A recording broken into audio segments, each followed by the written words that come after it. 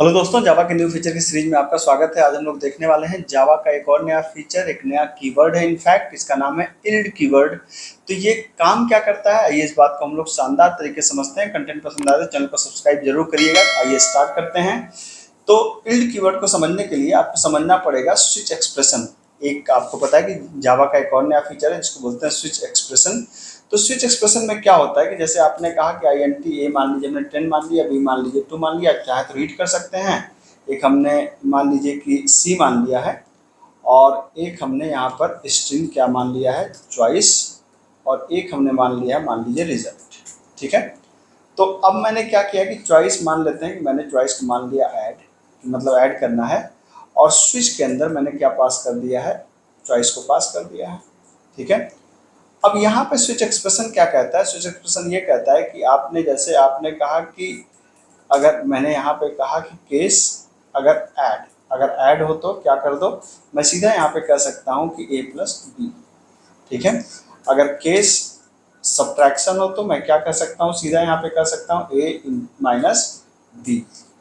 Case अगर मान लीजिए मल्टीप्लिकेशन हो तो मैं कह सकता हूँ कि a इंटू बी, और केस अगर डिवीजन हो तो मैं कह सकता हूँ कि a डिवाइड बाई बी। ठीक है। ये एग्जाम्पल किसका, ये एग्जाम्पल है आपको ये एग्जाम्पल है स्विच एक्सप्रेशन का। आपको यहाँ पर डिफ़ॉल्ट भी देना पड़ेगा, और डिफ़ॉल्ट मान लीजिए कि आपने यहाँ पर दे दिया, मान लीजिए -1 मैंने रिजल्ट में दे दिया कि जब -1 आया तो इसका मतलब ये डिफ़ॉल्ट है। अब यहाँ पे आपका रिजल्ट कहीं पर आएगा, मान लीजिए रिजल्ट आप लेना चाहते हैं सी के अंदर, तो सी इक्वल टू आपने कर दिया, और यहाँ पर आप यहाँ पर चाहें तो सी को आप प्रिंट करा के रिजल्ट को देख सकते हैं। ठीक है। मान लीजिए मैंने कहा कि रिजल्ट इज इक्वल टू सी की वैल्यू। ठीक है। तो ये जो है इसको बोला जाता है स्विच एक्सप्रेशन। मतलब यहाँ पे क्या होता है कि जब सी एच की वैल्यू ऐड होगी तो ए प्लस बी करके रिटर्न कर देगा किसके पास, सी के पास। जब सब्ट्रैक्शन होगा तो ए माइनस बी कर देगा, एंड सो ऑन। अगर आप इसको रन कराएं तो आप देखेंगे कि ये क्या करेगा। अभी चूंकि ऐड दिया है तो ए और बी जुड़ने वाले हैं, तो 10 और 2 कितना होने वाला है, 12 होने वाला है। तो आप देख सकते हैं कि रिजल्ट यहाँ पर 12 आ गया आपके सामने। अगर आप चॉइस को बदल दें, अगर आप चॉइस को यहाँ बदल दें, जैसे अगर आपने यहाँ पर सब्ट्रैक्शन कर दिया तो अब रिजल्ट क्या आ जाएगा, ए माइनस बी आ जाएगा, जाहिर सी बात है। तो 10 माइनस 2 8 आ गया। ठीक है।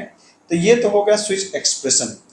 तो जनरली क्या होता है कि अगर स्विच एक्सप्रेशन के अंदर एक लाइन का स्टेटमेंट है तब तो यहाँ पे कर सकते हैं, लेकिन अगर हमें एक लाइन से ज़्यादा का स्टेटमेंट देना है, जैसे मैं चाहता हूँ ये कि एक तो मैंने अब रिजल्ट, मैं ऐसे चाहता हूँ कि कोई काम कराना है, मतलब मैंने कहा चलो भाई ऐड है तो हमें थोड़ा एक लाइन से ज़्यादा का कोई काम कराना है, कोई भी काम हो सकता है। मान लीजिए कि मैंने कहा अब यहाँ ब्लॉक का आप ऐसे दे सकते हैं, तो ब्लॉक में क्या कर दिया, मैंने कहा C equal to A plus B, और मैं रिटर्न कराने वाला हूँ तो रिटर्न की जगह यहाँ पे क्या दिया गया, इल्ड दिया गया। जैसे आपने यहाँ पे कहा सम और सम प्लस सी, तो ये आपका इल्ड आपने कर दिया यहाँ पर। उसी तरीके से मैंने कहा कि जब कोई सब्ट्रैक्शन दे तब क्या करना है आपको, सब्ट्रैक्शन दे तो आपको यहाँ पर सी इक्वल टू ए करना है, और इल्ड करना है। यहाँ पर आपने कह दिया कि subtraction is equal to plus C, आपने यहाँ पर दे दिया। ठीक। उसी तरीके से अगर कोई आपको मल्टीप्लिकेशन दे तब आपको क्या करना है, तब आपको C equal to A into B करना है, और आपने कर दिया इल्ड, आपने कहा कि मान लीजिए मल्टीप्लिकेशन इज इक्वल टू आपने कहा कि प्लस सी। ठीक। कहने का क्या मतलब है, कहने का मतलब है कि अगर आपको एक लाइन का स्टेटमेंट है, एक लाइन का स्टेटमेंट अगर आपको है तब आप क्या यूज कर सकते हैं, तब तो आपको इल्ड की जरूरत नहीं है। लेकिन अगर मान लीजिए कि अगर आपको मल्टीपल लाइन रिटर्न करना है, या कोई ऐसा काम है जिसमें मल्टीपल लाइन आपको लिखना पड़ रहा है, तो वहां पर आप इल्ड कीवर्ड को आपको लिखना पड़ेगा। ठीक है। यहाँ पर आप इसको क्या कर सकते हैं, यहाँ पे आपने लगा दिया इल्ड क्या, -1। ठीक। तो आप यहाँ पर देख सकते हैं कि ये आपका क्यों दिक्कत कर रहा है, टाइप मिसमैच है। तो मान लीजिए हमने कहा कि यहाँ पर दे दिया मैंने इनवैलिड चॉइस। ठीक है।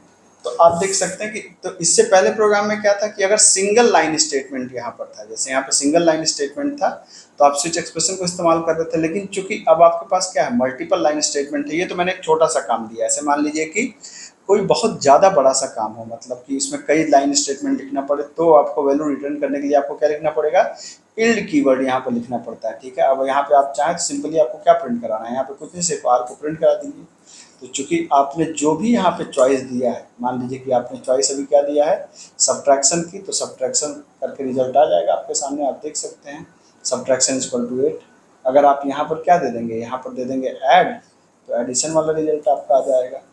तो ये है आपका इल्ड कीवर्ड। इल्ड कीवर्ड क्या कर रहा है, सम इक्वल टू सम की वैल्यू यहाँ पे देख सकते हैं आगे। तो इल्ड कीवर्ड क्या कर रहा है कि अगर नॉर्मली एक लाइन लिखना है आपको, जैसे इस स्विच एक्सप्रेशन में केस के सामने एक लाइन लिखना है, तो कोई जरूरत नहीं इल्ड कीवर्ड की।